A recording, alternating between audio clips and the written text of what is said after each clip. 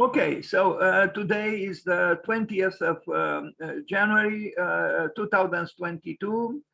We'll present three architects and then a different kind of presentation about Saint Sebastian.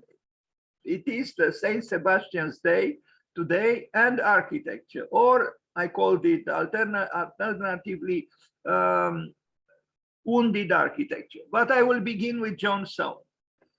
So let's find out a few things about this important British architect.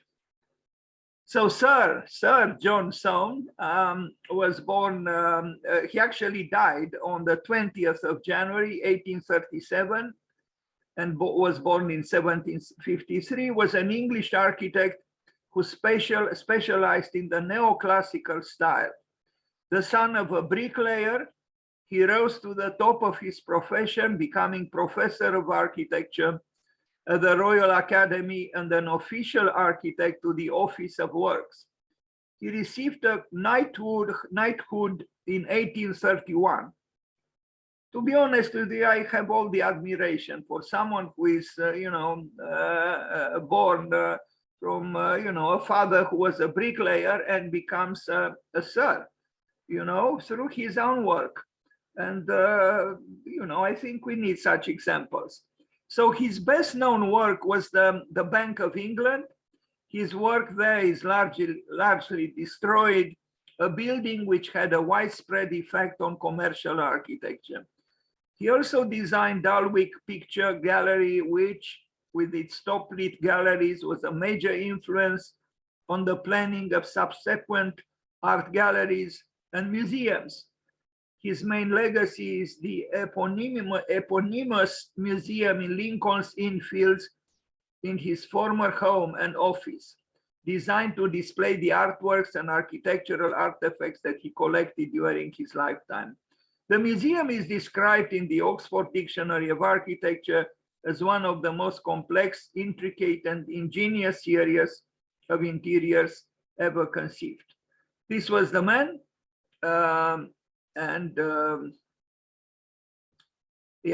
He became a statue after his death. Another portrait of him, and we'll take a look at some works. But I will begin with his drawings, some drawings. He was a collector. He collected lots of things, and what we see here is a graphic expression of that.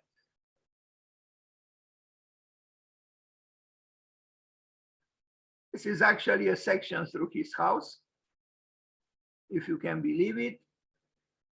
But this kind of architecture doesn't exalt us these days, it's true. But this one could be is the longitudinal section through his house, which became a museum. And obviously he suffered that horror vacui. It was difficult for him to let 1 square inch of wall free. Anyway, I don't spend too much time on commenting on some of these works because I find them rather self-explanatory. Now, the Lantern Hall from 1783, an austere geometrical building. Maybe you could call it somehow neoclassical. It has some qualities, especially in this picture, but it's stern. It's a stern building. Fortunately, like in this picture, there are also flowers and the blue sky, but the building is, as I said, stern. What can we say? We look at the plan is, almost symmetrical, and the elevation is symmetrical without almost. It's kind of architecture, I confess, which doesn't entice me very much. Tendring Hall, 1784. Just the porch remained. Maybe I could have included it in the presentation about wounded architecture, because in a way that's what it is. Rystone Hall, remodeled in 1786. Maybe I have a disturbed psychology, but I like it more like this than like this. This is a photograph that is in the collection of this the Camillo companion. Anyway, a cricket St. Thomas House, 1786.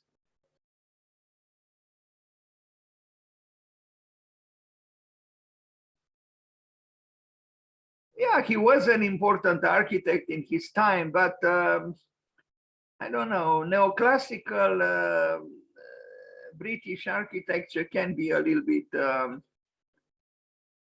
tiring, I think, unless it is invaded by ivy, which softens it a little bit.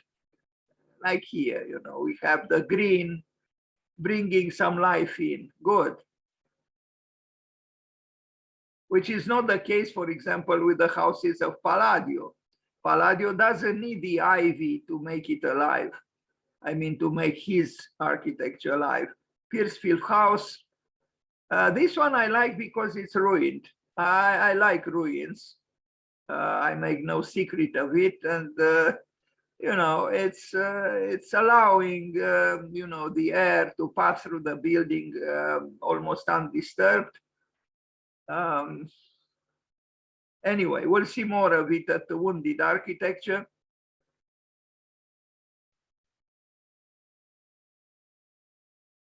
You know, well, I think of Winnie Maas, who said, you know, to outsmart nature. It makes me laugh, and I'm sure it makes nature laugh.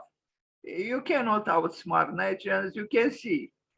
Anyway, this is you know, this is the ambition of man, you know, to outsmart nature. When we can't even outsmart ourselves, meaning our inner nature, because Ingmar Bergman was quite correct. In the field of emotions, we are all illiterates. So how could you outsmart the inner nature if you are actually an illiterate in the field of emotions? You can't. The drawing room, a yellow drawing room, and yes, some yellow, but it has some other colors as well.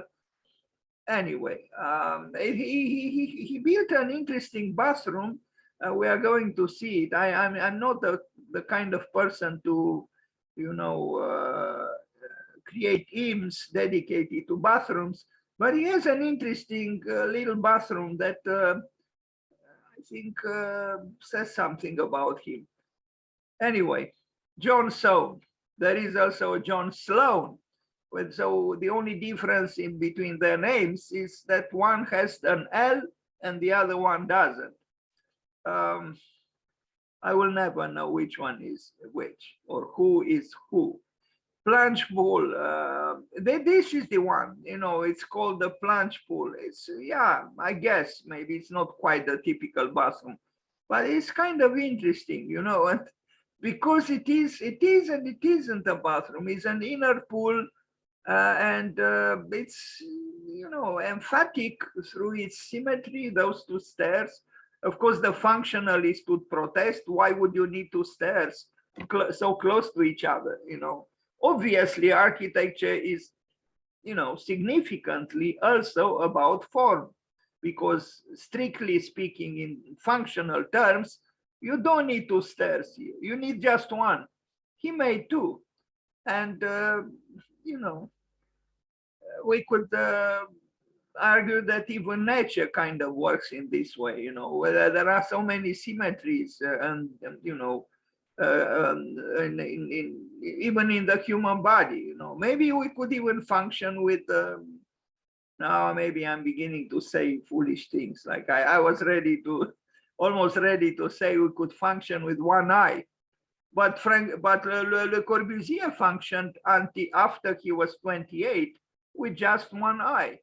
I don't know if you know, but he lost his sight in his right eye when he was 28. So between 28 and 78, for half a century, the great architect lived with one eye. Anyway, this is kind of an interesting little work by John Soane before being restored or refurbished. The home farm, the Wimpole Hall, 1793. I like farms because, you know, they bring in some rurality, and I like the woodwork of the roof. You know, I would gladly have a studio in such a place, but of course, this would be very difficult to achieve. Anyway, for me, that is.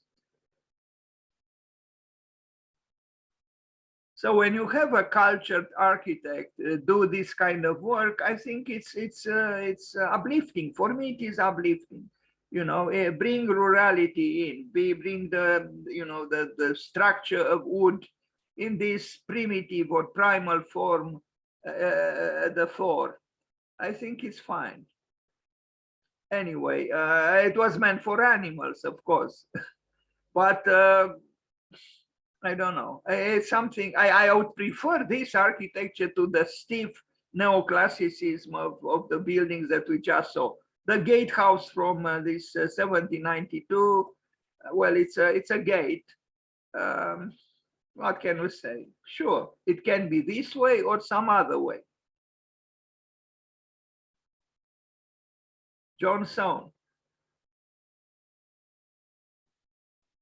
Now the hall, Tyringham Hall, from afar and closer, and you know, it seems the deers enjoy themselves in front of this product of human work, and maybe some talent and maybe some perseverance. Anyway, yeah, a big estate. That's why the deers feel at home here. It's because the estate is big.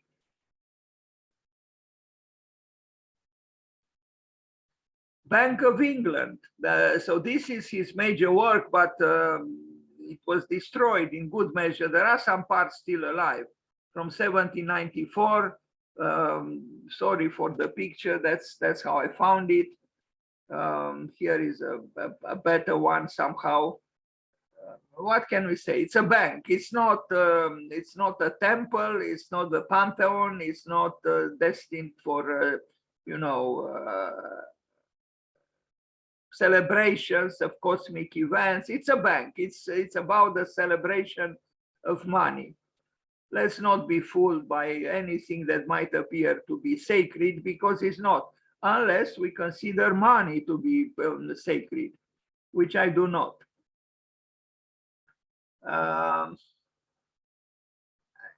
You know, I don't know. You could say we make a beautiful building. It doesn't matter the function. I don't know. I really don't know. I know Sullivan made some very nice jewel banks, little banks that he designed. Yes, perhaps you could make even for a bank a beautiful work that would uplift you. But I think it's a matter of debate, because maybe we could also tell the truth about what a bank is. No, does it mean that we should make ugly banks? Maybe it's a new concept. Let's make ugly banks, but then they will not be built because the bankers will not pay for being sabotaged.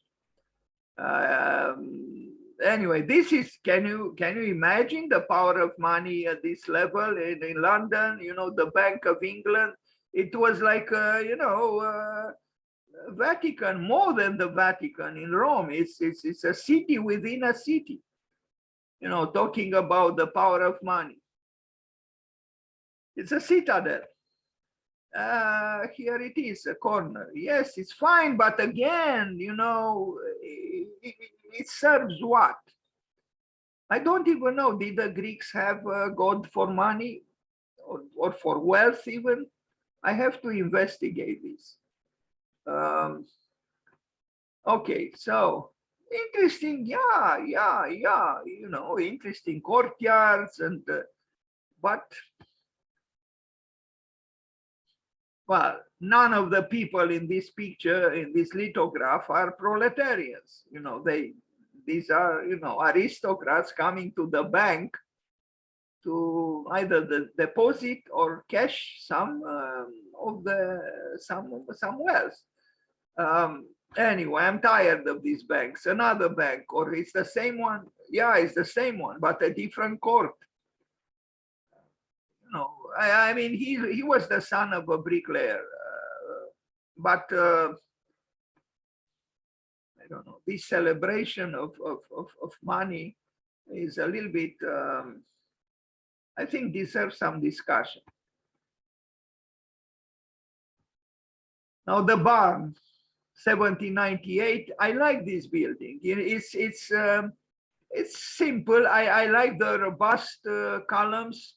You know, of course, they, you know, for structural reasons per se, they are not needed so many, but you know, they are supporting columns, and at the same time, I think they have a archetypal force. You know, they are telluric, they are heavy, they are, and it's a simplified, you know, classicism, in a way, a rural classicism. That I like. I mean, it kind of goes the building with a fence here. You know, it's anyway. I don't know what this is, a park, but a park and a building in the park. In fact, several buildings in the park. He tires me a little bit, this architect, I have to confess, John Soane. Here is an image of his house. I mean, you know, in fact, it doesn't matter how the house is, as long as you have such things within, you know,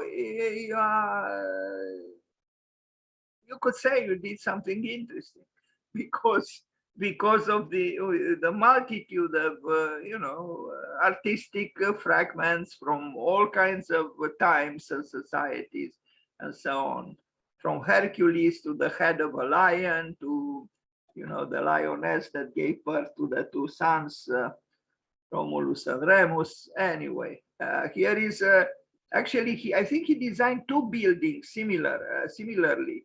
Yeah, this is a little bit confused actually, and I'm afraid that his house that I showed the section through, I do not have it here in this presentation, which is an you know,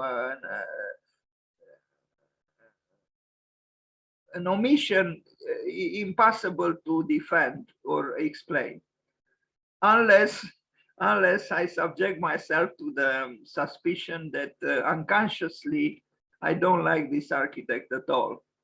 Although not everything, no, I wouldn't say at all. But he was a great collector, and you know, these things, I don't know, they tire me. Gateway at Pitzhanger Manor, another gateway. It's okay because you see how it was made. You see the bricks, and I like the bricks. Now this is I'm glad I have this. This is his in a way, his self-portrait in architecture, the Sir John Soane Museum. From the outside, you wouldn't say that it is so, you know, so peculiar as the interior seems to loudly say. Look at this. You know, actually, the building that we saw previously is a different building. It's not his house. This is his house. The density of this is when I mentioned horror vacui, that this man couldn't leave 1 square inch uncovered. Everything is covered, you know, and covered in an orderly way. You know, it's amazing in a way. You know, I mean, I don't know who spend time, you know, and energy to arrange all these pieces, you know, one near the other, one near the other. Here is a visitor, a tourist, staring at some modern works. They obviously, John Soane didn't bring these things in. But this is kind of interesting to bring fashion or, provocative aesthetical presences into a, so-called historical museum. The man lived well, he was a man of success. You wonder a little bit about these arches, here it is supported by a column or something, but here it is not.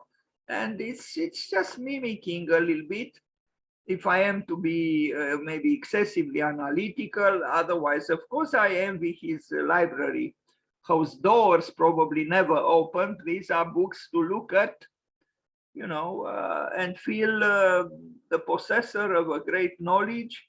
But I don't know if one can really read so many books. And I know something about this because I also have many books, except that I don't have the library. I only keep them in big, huge bags all over the house.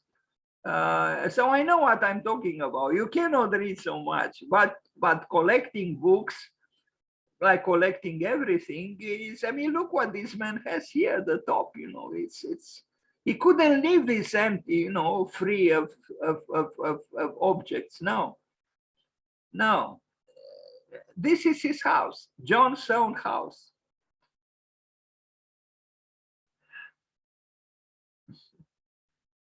Yeah, he wanted the whole world, to be with him. And I understand in a way, it's this quest for totality. You want to have it all, but you have a limited life. You live for 60 years, 70 or 80 or even 90 if you are lucky. But, what does that mean if you compare it with the thousands and thousands of years, of human history? So then you create such a house for yourself. Very interesting, I don't think any other architect in the history of architecture built such a house. This makes me think a little bit of a shaman's house in an African village, whose walls, especially towards the outside, I didn't see images inside, but towards the outside, were covered with many skulls, and I don't know, maybe there was a shaman inside John Soane somehow, a cultural one, let's call him in this way. Interesting, though. It's an interesting museum. Actually, if the pandemic goes away and I find my way to London one day, maybe I will not forget to pay a visit to this former house of John Soane, his own museum. A Gothic lodge, and Gothic it is. And I think we are approaching the end of this short presentation on John Soane. This is his picturesque. I prefer this to the stern neoclassicism of those early houses that we looked at. This is, yes, it's a gingerbread house. It's sweet, maybe too sweet. It's Gothicist, but I prefer it to the, severe neoclassicism of those huge mansions. Okay, and now let's go to the second presentation today, and that is an interesting architect that not very often we talk about, and let's see what he offers us. Dutch, of course, because almost every day a great Dutch architect was born. I mean, the Netherlands is the country of not only apparently significant pragmatism, but great artists and great architects. If they produced, well, no, the word produced is not correct. If they gave birth just to Vincent van Gogh, and it would have been enough, in my opinion, to place the Netherlands very high on top of of the list of cultural achievements. But they had and have continued to have incredible number of important artists and architects. So Joseph Kuipers, born in 1861, died in 1949. This was the man, I would say a handsome Dutchman, and did build some good buildings with a impressive forehead, which some people say betrays intelligence. Now let's look at Kuiper's first design, a house in neo-Renaissance style. It's a drawing, it's the rendering, but it's interesting, it's interesting. The house is as interesting as the hand lettering, the handwriting. They match each other. This is the building, it exists. It's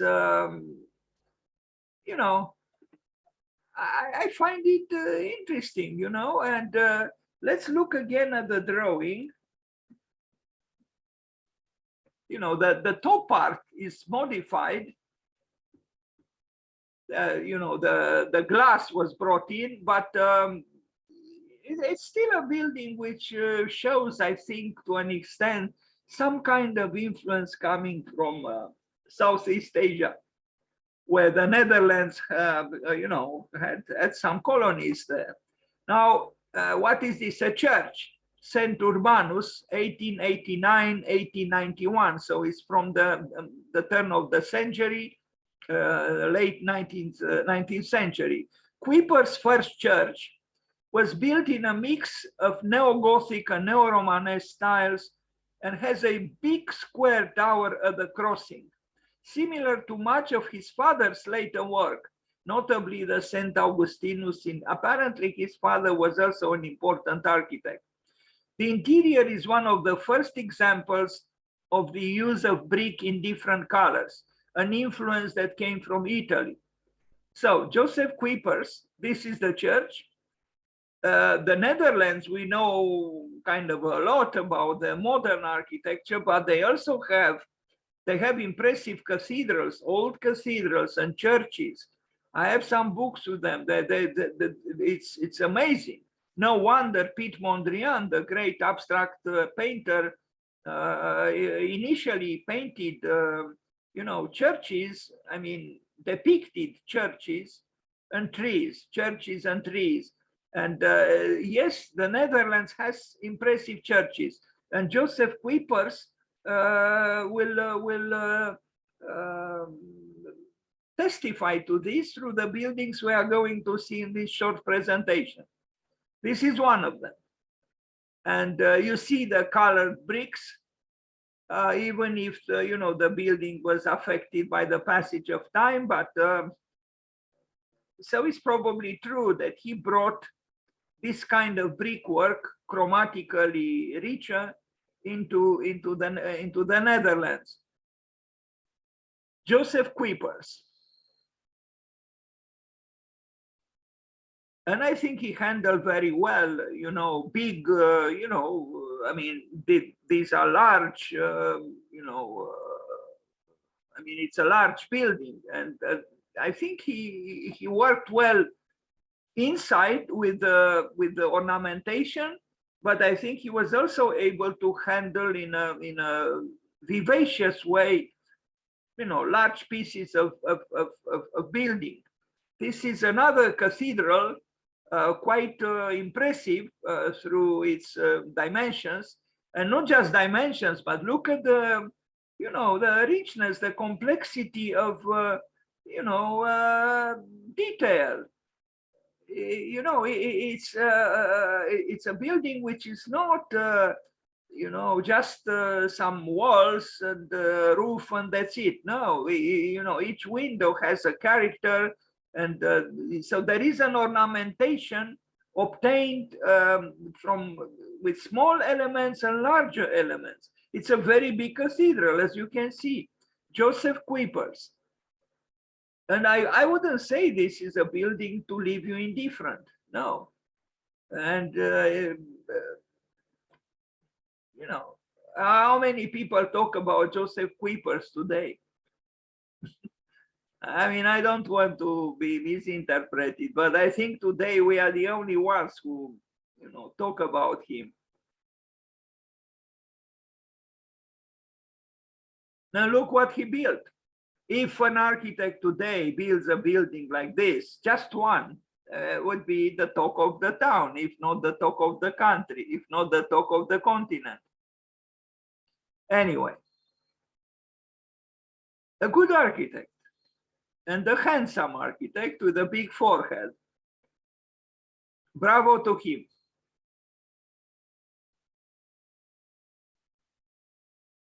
For most countries, such a building would be one of the glories of that country. Well, the Netherlands has many. And they also have Rem Koolhaas and NVRDV and many others. Anyway, I like this. Of course, this belongs to the present. This bridging between these two towers here. A constructivist gesture, if I am to call it so. Referring, of course, to the Russian constructivism of the beginning of the 20th century. Joseph Kuipers. Here, that constructivist gesture is absent, as initially it was. Now, I don't know, did this envision to receive in time some spires or not? I don't know. But even like this is fine. It's a good building. Now, this thing in Amsterdam, what is it? Because I forgot since I made this presentation. Let me look at it. I used to know it's a secular building, but the top that we look at here has character, architecturally speaking. Although the building otherwise is maybe it's some kind of a stock exchange here. It's possible.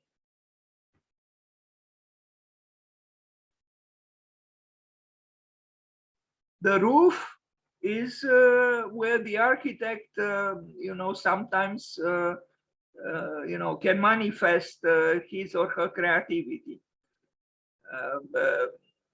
Wolf Prick said that there are three kinds of architects. An architect, the architect of the basement, of the underground in a way, the architect of the middle part of the building, and the architects of the roof.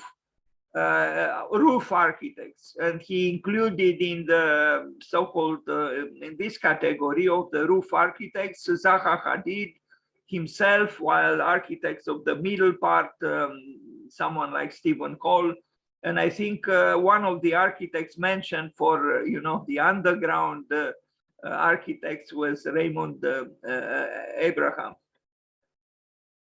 Anyway, Joseph Kuipers.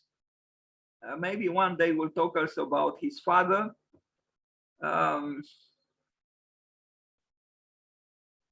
Another church from 1900 to 1903. This one also not the smallest church on earth.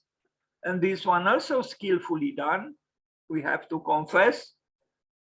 Talking about the roof, well, I think the roof in his case plays an important role, because it is through the roof that the building, suggests longing for the above, and it does so convincingly. This building.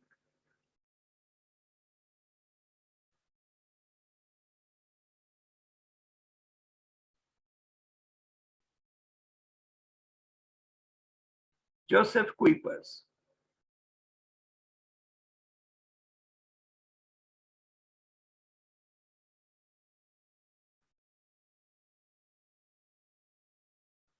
What is this?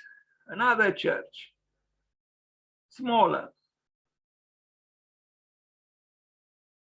But the roof, again, through its diagonals, asserts a degree of aspiration for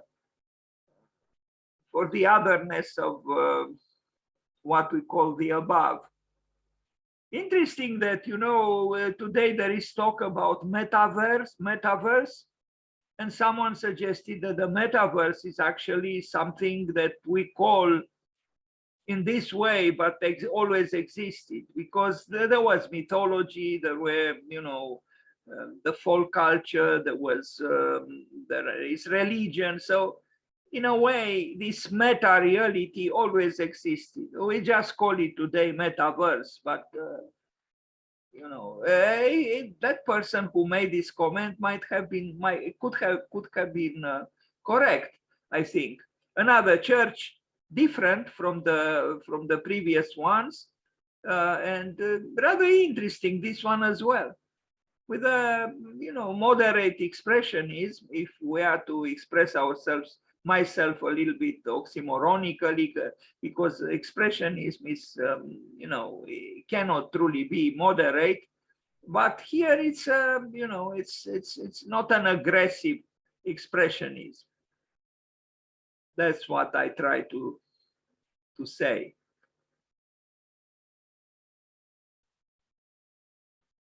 So Joseph Kuipers.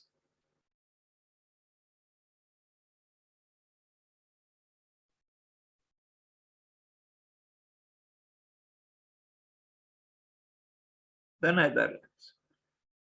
Fascination is the key to quality. Fascination is the key to quality. I don't know why either he said this or I found this wording, you know, investigating his work, but I kind of like it, you know, because how many architects today work with the intention to arrive at fascination, to create, to generate fascination, both in themselves and those others who look at the work and so on. We kind of forget to, we're so carried away by, you know, all kinds of activities. We don't create, we don't generate fascination. And if we don't generate fascination, if we consider this statement, we don't arrive at quality. Okay, so now let's go to the third architect, actually more like a theater stage designer. I will not show any building by him, although apparently he built theaters even in Vienna, but I couldn't find pictures of them. I don't know why, but I found many drawings. I only show drawings and prints by this Francesco Galli Bibbiena, apparently the member of a famous family in the 17th, 18th century, that worked mainly in the intersection between architecture and theater. And apparently he was very famous, together with other members of his family. So I will only show prints and drawings by this Italian who apparently was, again, very important, working in theater, but also in connection with architecture. This was the man, now himself rather theatrical because of the wig. And so let's read. Francesco Galli, called Francesco da Bibbiena, a member of the theatrical Galli da Bibbiena family and younger brother of Ferdinando Galli, was born at Bologna in 1659. He first studied under Lorenzo Pasinelli, but he was afterwards instructed in the school of Carlo Signani. His knowledge of architecture and perspective was considerable, but he excelled in figures. Francesco worked at Piacenza, Parma, and Rome, and then became ducal architect at Mantua. After a stay in Genoa and Naples, he was called to Vienna, where he built a large theater. He worked successively for the emperors Leopold I and Joseph I, and was invited to Madrid by Philip V, who appointed him his principal architect. He died in 1739. But as I said, I couldn't find one single picture with his buildings, although apparently he built. So I'll just show graphic works, but graphic works are important too in the life of an and the activity of an architect. So here they are, you know, stage design, but very architectural, as you can see. Piranesian to an extent. Although Piranesi was born a little bit later, Piranesi was born in 1720 and died 58 years. He was a contemporary with Piranesi, but he was older because he was born at the end of the 17th century. Some 20 some years, you know, separated this architect from Piranesi.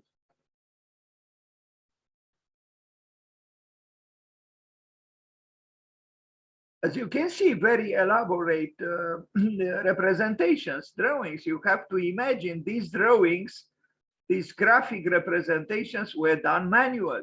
They were not generated with our beloved software.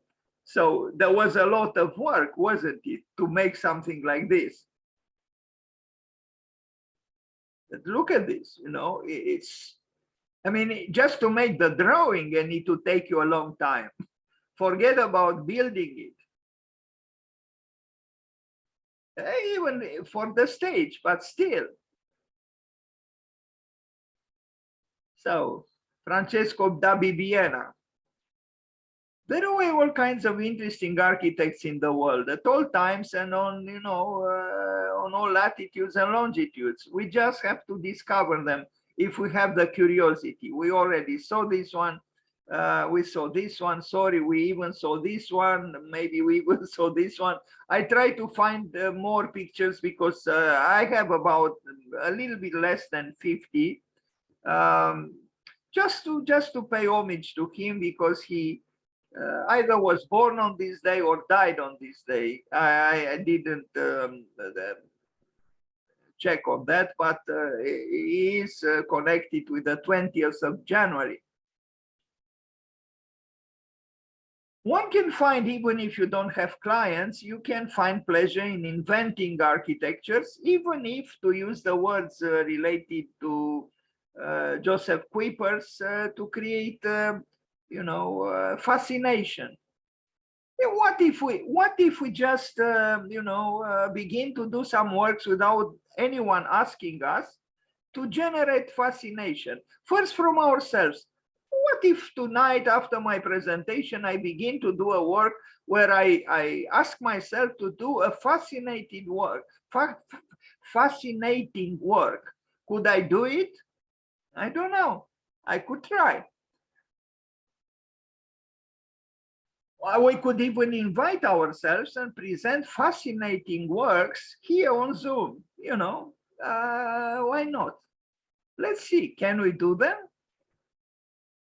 Look at this, or at least fascinating drawings. I mean, you know, this rendering is, in my opinion, impressive. You know, again, done manually. I mean, you know, you had to know to draw in order to do this. Human beings, dogs, columns, domed structures, ceilings, ornaments. My God, my God. Fashion too. Exterior, you know, perspectives and, you know, he worked. This man didn't live for nothing. He produced.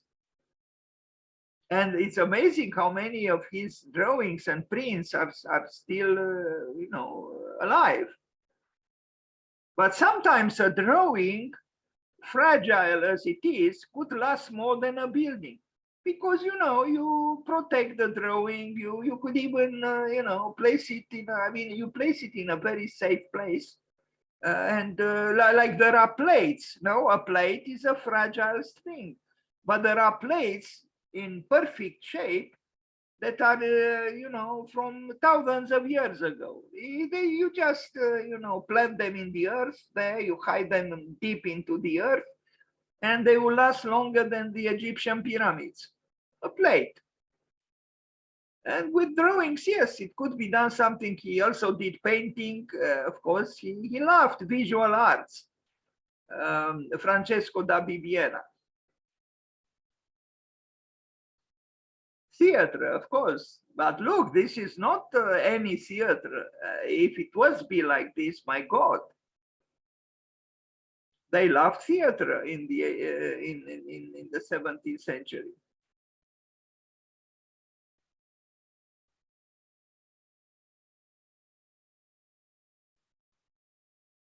But of course, this was not for peasants and proletarians. It was for aristocrats who would go to the theater at that time. The less privileged people had theater on the street, which was fine and quite impressive in itself.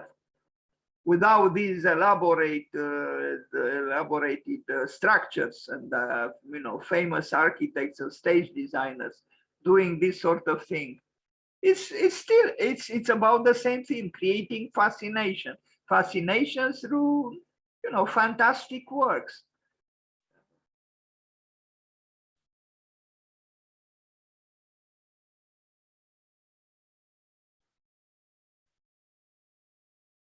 We saw this one, sorry, but this one we didn't. And I think this is the last image, if I'm not mistaken. Yes, and now we go to the more difficult subject for me, wounded architecture, by the way of being today Saint Sebastian's day. It is Saint Sebastian's day, and because he is the wounded, he was not the only wounded saint in the history of faith, but he is the one who was depicted abundantly in art as having his body pierced by arrows. And the story goes, from what I read, is like this. He went, because he was a Christian, and he went to the prison to, I don't know, defend his brothers who were imprisoned also for faith. And he was caught, and he was killed with archers, throwing from the bows arrows at him. So I should have had, but I did it kind of quickly, this presentation. And I mean, it's not an excuse. It's just that I was so concerned with architecture and with the subject that I chose to address, that I forgot to have a few images and some words about the saint himself. But if you are interested about Saint Sebastian, you can find plenty of images with him and great paintings painted by some of the most famous painters, from Mantegna to El Greco. It was a favorite subject for painters, and I think it was because many painters suffered, and they continue to suffer, and they see themselves as some kind of martyrs. So they probably identify themselves with Saint Sebastian. But let's see a few things relating to this subject. This interests me. In fact, I sent the invitation to a friend of mine in Austria, an architect, and he made a drawing, like a sketch, a little bit kind of like the sketches of Alvaro Siza. And he said, not the building is wounded, it's you who is wounded, meaning me. And it's probably true. Probably there is a wound in me, in myself again, too. That otherwise, why would I be interested in this subject, wounded architecture? But I think it's a very interesting subject. What if we create buildings that do not give the illusion that being in this world is possible without being wounded? But what about buildings which are like I mentioned, the shamans, buildings that are wounded healers? Because apparently in a certain kind of medicine, the good doctors, I'm talking about the magician doctor, the shaman, was a wounded healer. only a wounded healer would be a good healer, because he knows himself the wounds, the suffering, the pain. So what about an architecture which would acknowledge the pain of life, in a way, the pain of being? Because architecture often neglects completely such a thing. You know, we try to emanate optimism. You know, architecture is the art of yes. But what if you make an architecture which also shows some awareness about the other side of life? Yeah, I think it's an interesting subject, and I will show some examples from the present, meaning, you know, almost contemporary works, and show how pain could be externalized or represented or assumed in architecture through a building. Just a second, because this okay. So could a wounded building be a wounded healer? I mean, okay, a building is not supposed to be a healer, but a building could, some architects think that architecture could indeed have an influence on life, and even in terms of healing. A good building, maybe, you know, through its beauty, heals you, you know, to an extent, of course. Let's not have high ideals here, or, you know, expectations. But what about a building which, you know, indirectly could heal, but is wounded? Would such a thing be possible? I just asked a question. Now, I'll show some photographs that I discovered by this Syrian immigrant. I think in the Netherlands he was, or in Germany, and he created some photographs with wounded architectures. The whole series is called Dust Wound. Interesting word, Dust Wound. Now these are manipulated. Let's read a little bit about this work. Injecting the barren landscape Soriana is missing with gargantuan, digitally manipulated structures. Puria Kostiastefe, I can read very well his name, quite young, born in 1993, so he's 25 years old. Invites the viewer, he's 29 years old, invites the viewer to immerse themselves in the future failed landscapes of ruin in his cinematic photomontage, a collection of brutalist, dystopian, and generally enigmatic images. Dust Wound is a fascinating, puzzling photographic series inspired by Katsuhiro Otomo's cyberpunk anime, brutalist architecture, and the collection of sci-fi novelists. The series depicts post-apocalyptic scenes underpinned by a constant sense of war. However purposefully provocative, we are given very little clue as to its exact meaning. And here it is, well, this is, I don't know, an advertisement or part of the book published with his works. And I'll show some images. Of course, we all know ruined buildings. We all know buildings that are, the victims of the passage of time, or of war, or of neglect, or for many reasons. A building, just like Saint Sebastian, is wounded. You know, it's wounded. A building, and just like any human being, you pass through life and you cannot remain, intact and gloriously happy. Yeah. So here we have an image of two structures, well, manipulated digitally or not, but they have a certain sense of reality. You know, they could exist. This one could exist. Maybe, I don't know exactly in this form or not, but we had seen wounded buildings all over the world. They exist. What do they mean to us? Are they too painful to look at? You know, are we trying to fool ourselves that we are not them?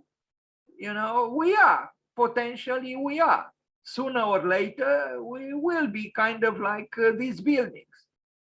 Um, Now, of course, Saint Sebastian was hurt, was wounded, and was killed by others.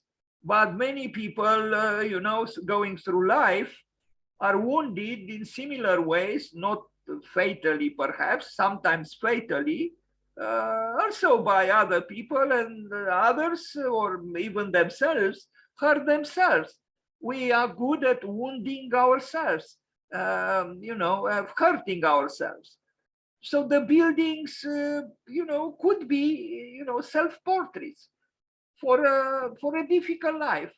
And, you know, it might be unpleasant. Now, of course, he made these pictures in gray, in black and white, but even in colors, they wouldn't really represent, you know, scenes of magnificence that would make you, you know, desire, you know, to live in these buildings or to, you know, even contemplate them or look at them. Anyway, but it's about the passage of time. Maybe Vito Acconci, the artist turned architect, was right when he said architecture is not about space, it's about time. And unfortunately, I think, especially in modernity, we became obsessed with space, and very often we forget time. And the ruin is manifesting the effects of the passage of time on the building. Now, sorry, this is not in a language that I recognize, but I want to show a few other images, just two or three more images in the same kind of, you know, the same kind of work. You know, the monumentalization of the ruin is, again, is to be found everywhere. Unintentional monumentalization. What is this? Now I will show some works which had been ruined and then had received, you know, some kind of an intervention to make the building inhabitable. And very interesting works come into being where you have a conjunction, an intersection or a simultaneous presence of the ruin, meaning the past, and you know, a civilizatory or a civilizing new gesture. Like here is a building, the Casa Sabugo does not stem from an existing encountered ruin, rather one created by the architects. The eastern wall of this existing family farmhouse was torn down to bring in light and sweeping views of the Asturian countryside. New materials, namely glass and steel, patched the rough scars of demolition, as well as the openings of the retained walls. And here it is, you know, it's a house which didn't try to hide, you know, the reality of these broken walls, but kept them in this way. Although, as you can see, the house is, you know, more than decent. It's a modern house, comfortable and functioning, you know, properly in our time. Why did they keep the walls like this? In my opinion, it's not a bad idea. You know, it shows the passage of time, the workings of time, and yet you inhabit the ruin in a comfortable and you know, so-called convincing way. In a way, this presentation is an attempt to show that it's possible to show to evoke in a building even unpleasant realities, if we are to call them unpleasant. You know, you look at this building. I'm sure those who built this house could have eliminated these edges of these, you know, walls, but they didn't. And I actually think it adds something to the architecture. It adds a sense of vulnerability. And I think an architecture which is not turning its back on acknowledging vulnerability, fragility, is a wiser architecture, because I think architecture benefits from, at least potentially, from vulnerability. And all buildings are vulnerable in the end, including the Egyptian pyramids. You know, there is no way you can assume the emphatic ideal is that your building would last forever. No, it will not. So the ruin is in a way bringing you back to earth. Is telling you, do not be so happy-go-lucky, because things are not so glorious, and they will not be so glorious after a while. The White House, this was built in the United Kingdom. So let's read a little bit. The clients inherited the lime-built walls of this 18th century house and were persuaded to incorporate their new home within the walls of the ruins instead, or with the walls of the ruins, instead of restoring the old or building the new. The original walls were stabilized and consolidated while still maintaining their characteristic cracks. Now, how many architects today would feel comfortable to work with cracks? I am asking a question. New stone walls extrapolated on existing boundary walls, reusing materials found on site.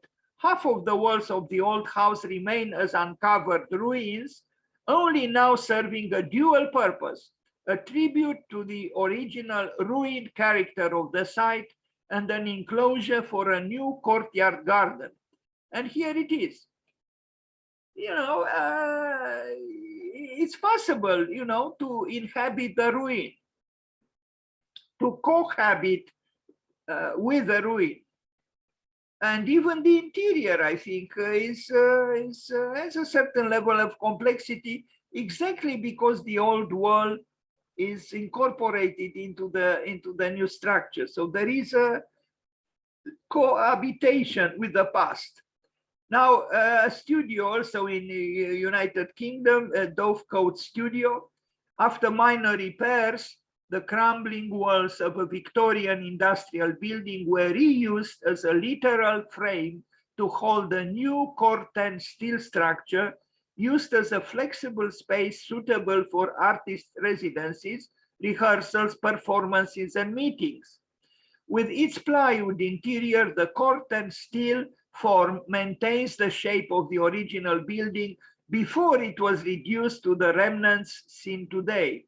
The corten steel was welded as a single piece next to the original building, then craned into place, fitting snugly into its ruined shell. And here it is. At the bottom, we see the ruin, the fragments from the past. And this thing was brought down into this with a crane, and we'll see a drawing showing it. So it's this meeting between the past and the present, between what it was and still is through these remnants. And you see here in the drawing how this was brought into this a carcass of Greek walls. And they could have eliminated it, right? But they didn't. And I think it was wise, because I think the past needs to be acknowledged.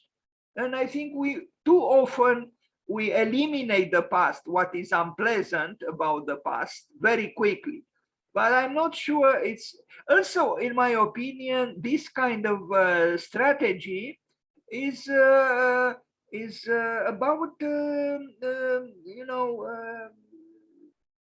continuity. You continue on the spiral of time. even in the ballad of Master Manole, maybe you remember, he chose to build his church, his new church, only where he discovered with his, workers a ruin, and where a dog was barking. That's the place where Master Manole, the mythical Master Manole, chose where to build. He was searching for a place. Why did he choose a place where there was a ruin? And why did he need the barking of a dog? The dog in mythology was the one that accompanied man, the human being, into Hades, into the, into the underworld after death. So it has to do with death, and the ruin is connected with death. And so, I think the conjunction between the two, the new and the old, is a good one. I would advocate it in as much as possible. It's not always possible, but you see, the entrance into the building is through the old wall. The door is new, the interior is new, but the old is still present. Some might say, I don't like this, it's ugly, it's not nice, it's not plastered, it's not, why should I see cracks and so on? Well, I'm preparing a material called wrinkled architecture. You could say I have a questionable turn of mind, but I think we should acknowledge as much of reality as possible. Now, this work in Mexico is interesting too. So let's read. The ruined walls of old livestock and textile buildings were transformed into a variety of hospitality functions, including a boutique hotel, ballroom, weekend residences, restaurant, private villas, and event spaces. Delicate interventions sought not to overpower the existing masonry walls, but rather highlight and celebrate the aging walls, allowing for the beautiful juxtaposition of new life within the old structure. And here it is. You don't even need ornaments. The surreal, modern, actually, hallucinatory, psychedelic ornamentation of the passage of time is actually very enticing, in my opinion. It's very interesting. And look at the interior also, should we hide away from this? I'm not sure. I'm not sure we'll do. I personally like this more than the white glittering walls that we are so surrounded with these days. We'll see also a work done in Romania, just in a few seconds.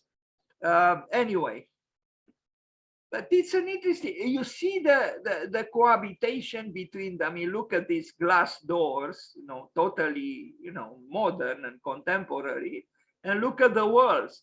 The walls tell something about, tell a story that is neglected by these high-tech doors.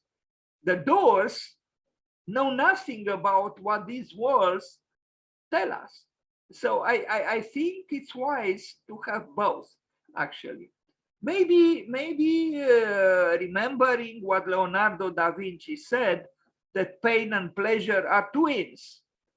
Here we see maybe you could say that this is about the pain of the building and this is about the pleasure of the building. Well, you have both here, both twins. Now, the Blaj Cultural Palace in Romania, a refurbishment by Vlad Sebastian Rusu, Sebastian. When I prepared rather quickly this presentation, I didn't search for architects whose names were Sebastian, but on Saint Sebastian's Day, I guess it's kind of interesting that we have an architect with the name Sebastian, even if his middle name. But I have a problem with this work in Blaj, and I will tell you about it. This is how the building looked like before the intervention of the Romanian architect. Personally, I like it more like this than after it was, so-called restored, because the problem is, I think, if you make an intervention into a work which was dilapidated, was affected by the passage of time and neglect and so on, without acknowledging that period, you diminish a little bit the chance for a more complex architecture. So this is what it was. So let's read. The Cultural Palace, originally designed in 1930 by Victor Smigelski, stood in ruins after a destructive fire in 1995, not to be revived until 2012 as a multi-purpose hall of the Romanian Academy. Only ruins that pertain to the original building were kept and consolidated. The introduction of skylights celebrates the building's ruined state pre-renovation by allowing the original brick walls to be seen in a similar natural light to when they sat in ruin, exposed to the elements. I don't know. Again, maybe I have a distorted psychology or turn of mind, but I like the building more before it was restored. I mean, I'm glad that the walls were here at least, kept like this, but the ceiling is too white and too clean and too glittering. It's not connected. They are separated. They are domesticated. Even these walls, they are too cleaned up. It's different from what we saw in Mexico or, in previous examples. Here, yes, the walls were kept, but they were cleaned up and they were domesticated. They were like some animals that were, tamed. And yeah, I think these tamed walls, if I was one of these walls, I wouldn't be so happy. No. Actually, this example, which popped up in my research, is I would call it a negative example, because you don't show the wound in its truth.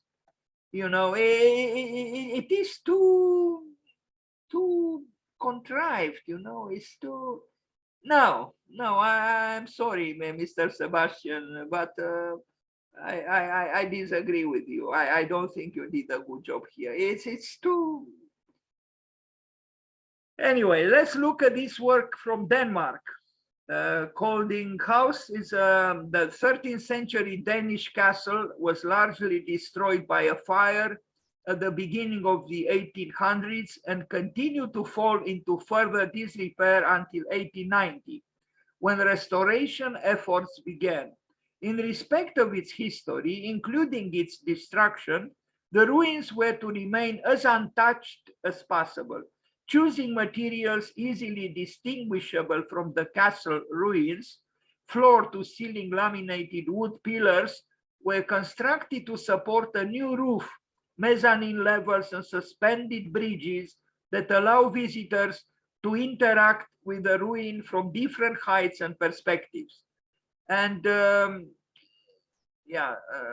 sorry, this picture is a little bit too small. But you see, as opposed to the previous work, the old walls still have a certain vivacity. They are wild, in a way which the building in Blaj did not allow them to be.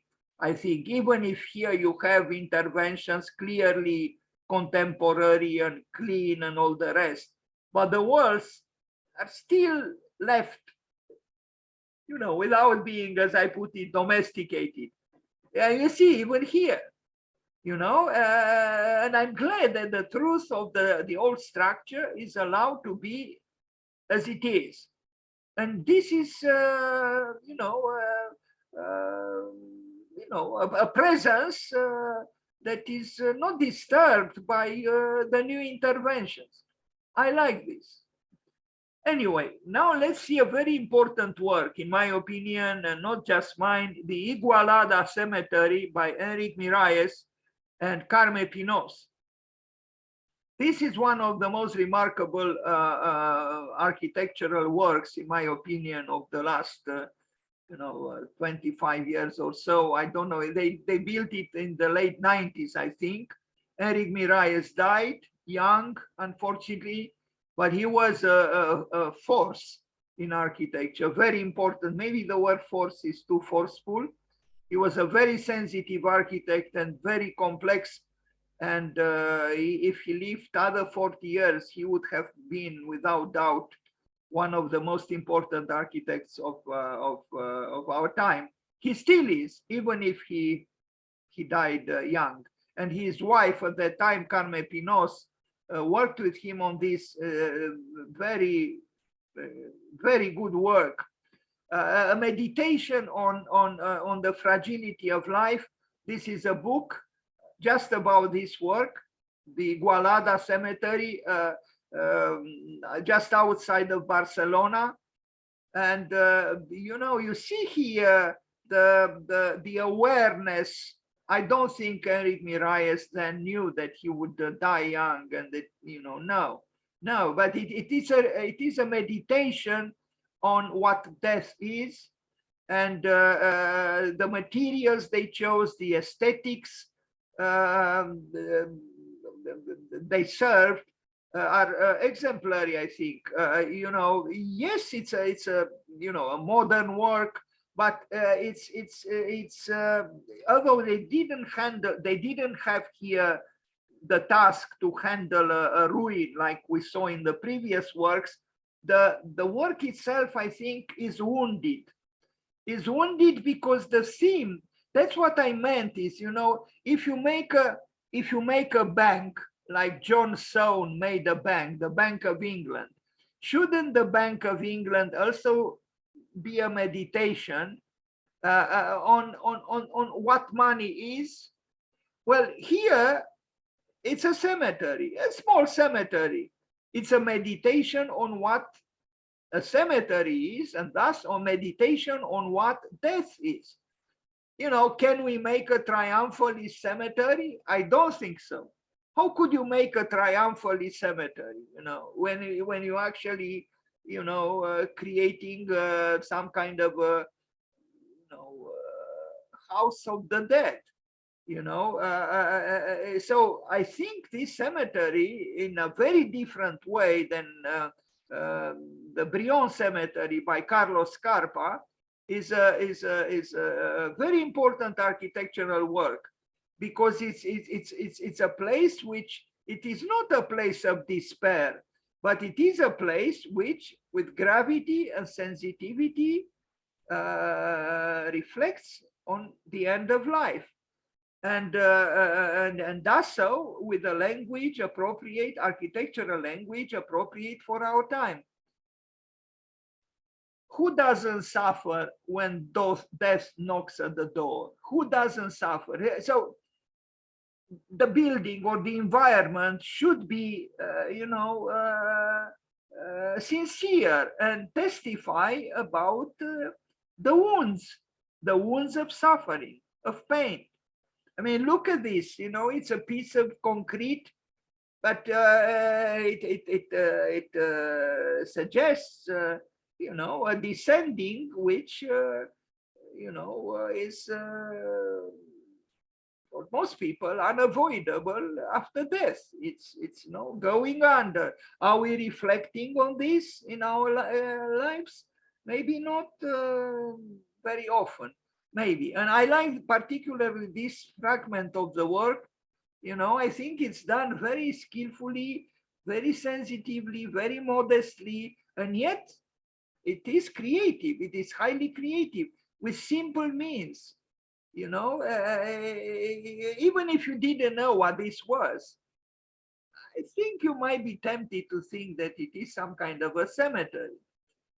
I don't think it's morbid, but it's not a happy-go-lucky building or environment. No, but it's not morbid. It's just a poetical expression of what the architects felt about what death is. Now we arrive at something very different, to some graphic works by this architect who himself had suffering in him, that is pain. And I knew Lebesgue personally. We were even friends for a good number of years. I know he suffered because his father died immediately after the Second World War. And I think he was working for the military. It had some connection with the war. And so he grew up without a father, and he produced unbelievable graphic works which show the works of Bibiena. Well, Lebesgue was, he's considered a visionary architect, and you'll see some drawings that testify about the pain of being, and although he was a very vital man, his laughter was intoxicating, but his works are about pain, many of them. Look at this section through this building. We have the structure of rationalism, but what is here is the wound of pain. That's what it is. But it is not one that leads to apathy or no, it's a force. It's actually a force which could generate a lot of energy, but it is caused by pain, by a wound. It is a wounded building. This building is a wounded building. He made many works. He even published a book. It was published, Architecture is War. War is architecture. War is pain. War is death. War is being wounded. And look at this. This is an incredible wound in the body of the building. It was drawn. It was not built, but the suggestive power of the drawing is for all to see. Here again, you see the building and the war machine, this fantastic structure that attacks the conventional building, to wound it, to hurt it. It's an architectural rendering with emotional power to make you reflect on what life is, death is, war is. Or look at this drawing. He produced a very large body of fantastic drawings. I see pain in these structures too. I think these buildings are wounded. They have a psychological. It's a psychological side to their being. They are physical. They are depicted as physical structures, but I think pain is present in them, and an unseen or partially seen wound. Or look at this building, drawn, imagined by Lebesgue. Is this a wounded building? Yes, it is. Is it a suffering building? Yes, it is. He was depicting perhaps himself.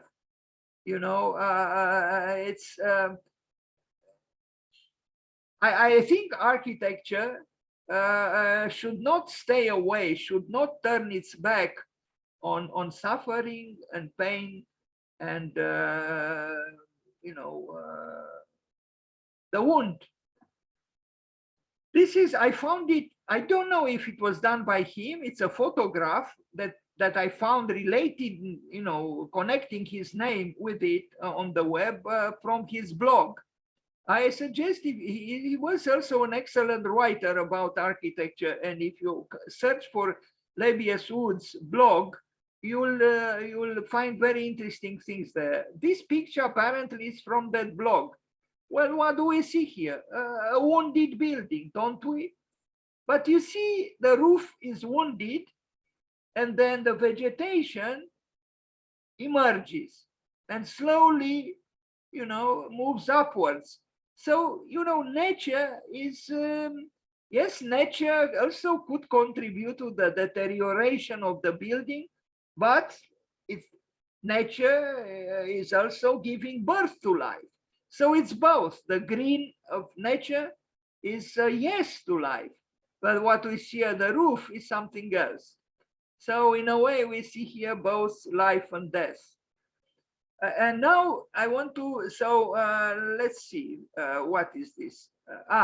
It's about another work. I wanted to show a few more works. I discovered some interesting sites showing works. Let me read quickly about this. We are approaching the end of this presentation. From afar, you might not even notice that anything has been added to these 700 years old medieval ruins in eastern Jutland in Denmark. Only from certain angles do the new observational staircase elements by map architects become apparent, poking out of the crumbling brick. Visitors can take in the way time has altered the original structure of Callow Castle from the zigzagging staircase and use their imaginations to fill in the blanks. To make sure the ruins were up to the task of supporting the new staircase, the architects digitally scanned every individual brick with a portable 3D scanner and only attached it to the ruins at 4 integral points. So this is the structure, the old, and then they included these zigzagging staircases within the structure.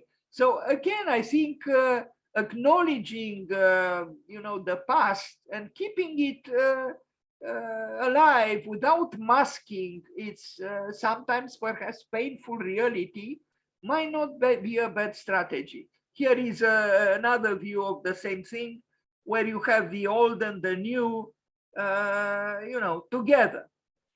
And of course, the architects could have masked the actual reality of the old worlds, but they chose not to, and I think they chose correctly. And now I will show some images which I found on an issue of Arch Daily, the beauty in the imperfections of ruins in architecture. By the way, I wanted to include, but the time didn't allow me to. I don't know if you know, one of the most innovative architecture schools in the world now is the so-called the Ruin Academy. There is such a thing in Taiwan. And if you are interested or stirred up by the words, the Ruin Academy, I suggest you search for it on the web. Now let's look at some images of what is called here the beauty in the imperfections of ruins in architecture. That is wounded architecture.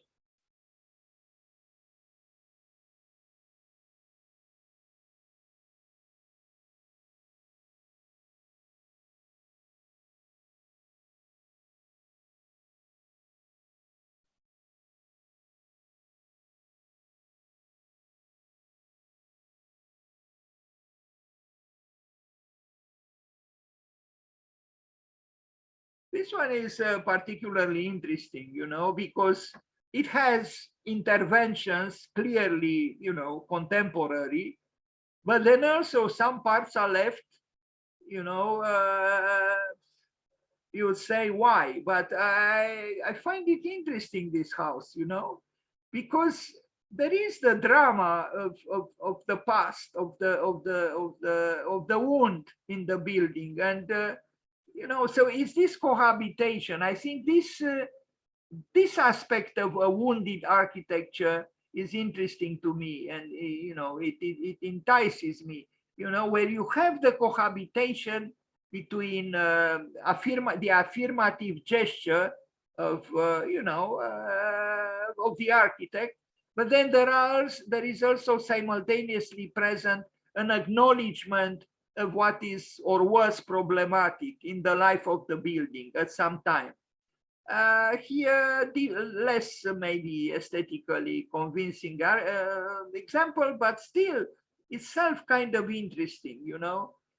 It's an architecture that does not try to use too much makeup to hide from what appears to be unpleasant. And the roughness of the unpleasantness of the building is sometimes, I would say, a welcomed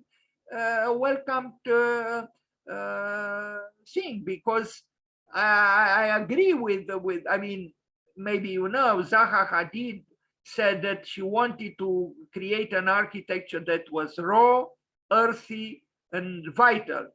Well, it might be that, as I said other times, her architecture has a certain level of vitality, but it is not raw and it is not earthy. Because she didn't use, you know, earthy materials. She didn't, besides maybe some of his earlier work, concrete, but it's not that rawness that that we see here, you know, and the earthiness of what we see here. Here is something else, but look at this part. You would say it's unskillful, it's ugly, it's, but I think in its own way, this part of this building adds something to the building, you know, even if what it adds might turn certain people off. But I think without it, this building would have been, you know, just a typical mainstream, you know, house. Or look here, you know, it's nothing glorious about this facade, but there is a richness here. I don't know if you know, Leonardo da Vinci said that you can, looking at an old wall, you can see so many stories. You can imagine so many, you know, things. It's true, you know. Look, if you look at any part of this old, you know, cracked wall, you see, if you have imagination, you can see things that you do not see in a perfectly clean and white wall. There you see nothing. Here you could see, and usually you do if you are inclined to see things. Or look at this building. You know, it's a new intervention, but the carcass, it's an old ruined building. So the new emerges from the old, you know, and it's almost like a metaphor, you know, that that death nourishes life, that the past nourishes the present or the future, and that's what we see here, you know. And it's possible that if this you know, enclosure, this carcass was missing, this thing would have felt, you know, rather artificially, you know, pushed into this environment of all the buildings. So I think it's an interesting idea, and the cohabitation between the wounded building and the new building is possible. Or look here, you know, do we have to clean up everything? Or yes, there is a high level of domesticity here. It's true, but certain, we are going to see another picture, a little bit more convincing, I think. The rawness of what was there, unhidden, is, I think, a positive thing. This house is also interesting. You know, look at the richness of the facade. You know, this long facade. Otherwise, the building would have been quite banal. But because of these old things, you know, kept as they were, I would say that the sublime is a simultaneous presence of beauty and ugliness. You know, while perhaps Dostoevsky was right that beauty will save the world, true beauty he probably had in mind was a beauty that was born perhaps from suffering, that was, and in a way that's what we look at here too. You know, it's suffering is not hidden, the wound is not hidden, the past is not hidden, it's assumed and maybe transcended, but it should not be hidden. We saw already this building. Sorry, here is another. You see the old intervention and the new intervention and the old stone wall. And here, well, this is, it's not a structure to live in, but someone reflected on the melancholy beauty of ruined things. Or this one, you wonder, if you are to build a house above it or around it or with it, how would you do it? What if you incorporate this fragment of a, destitute building into the new? It's possible. Or here, in my opinion, this is richer than if you had just a clean cut into the white wall and that's it. Yes, the wound of the building is acknowledged and is expressed, and I think it adds to the building and to the environment, the interior environment of this house. Now I end this presentation, imperfect as it is, and the subject, I think, deserves more ample material, and it can be found with the works, a train station as you never saw and you never imagined. It was imagined, though, by this Egyptian-American architect. She's now in New York. I know Shahira very well. We collaborated for 10 years from afar. She was in Alexandria, Egypt, and I was in Romania or in the States. And she did this project in Vienna for the train station, the Westbahnhof, in the postgraduate program at IOA, the Institute of Architecture in Vienna, which is part of the Angewandte, the University of Applied Arts in Vienna. This program, called Excessive it was, and it was run by the present day director of SciArc in Los Angeles, Hernan Diaz Alonso, who asked them in 3 semesters. These were architects, young architects, who after graduating in their countries did postgraduate studies in Vienna. And in 3 semesters, they worked like this. 1 semester and a half, they studied Maya and only Maya. And then the other 1 semester and a half, they produced their diploma work, their thesis, using Maya. And Shahira Hamad did this train station for Vienna. You never saw such a train station before, and you never imagined that an architect could imagine such a train station, which in my opinion is connected to the theme of this presentation, because, well, she didn't work with the existing ruins, but she attacked the existing building with a structure which acknowledges the passage of time, the pain of being, the suffering which is unavoidable for most of us, if not all of us. And I know Shahira, she was pessimistic at the time, yet she created, I think, a very, very moving architectural project, if we are to call it a project. But it is a project done with Maya, and you are going to see it. Look at this. This would be the tower of the railway station. Can you imagine? Yes, it is a building which would express, I guess, the revenge of nature on architecture, but it is a nature which is leafless. I mean, it's in itself, somehow it's ruined. It's a melancholy building, and paradoxically, it is a train station.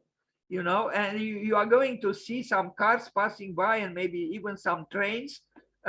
Look at this. Does this connect with San Sebastian? I think it does. This is a wounded building.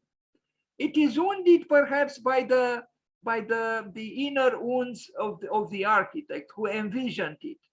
These cars, that pass by in her rendering of the building are indifferent to the wounds of Saint Sebastian, are indifferent to the suffering of life.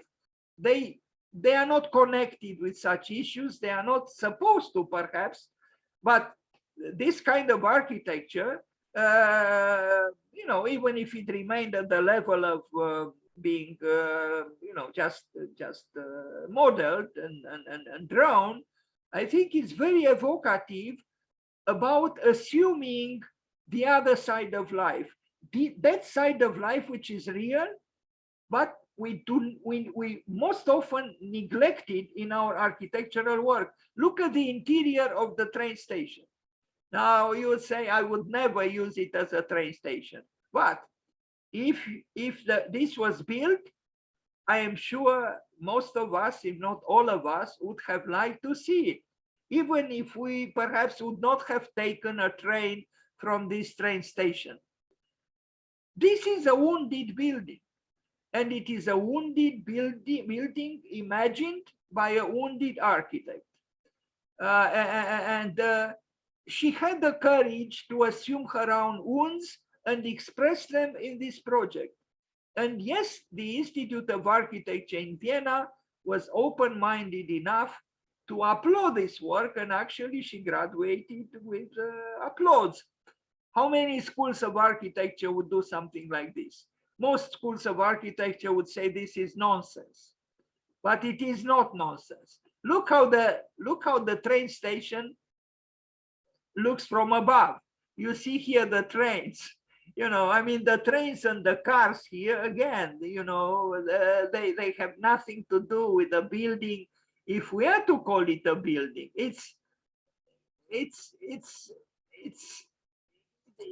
I would see a relationship here between Saint Sebastian and what Shakira Hamad envisioned.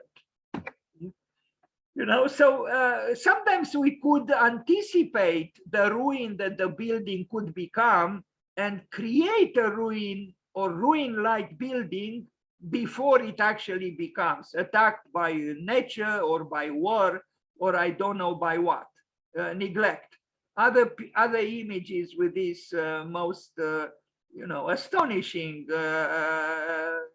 project. And we end with this. I don't know if it's the last image, but it's very close to being the last one. Maybe it's the last one of the train station, Westbahnhof in Vienna, by Shakira Hamad. And goodbye rationalism, goodbye functionalism, and hello to being truthful to what life is, because life is not just function and it's not just happy-go-lucky, reason and happy-go-lucky, mundane concerns and so on. Architecture is about more, and that more should be acknowledged. And Saint Sebastian, in my opinion, should not be forgotten.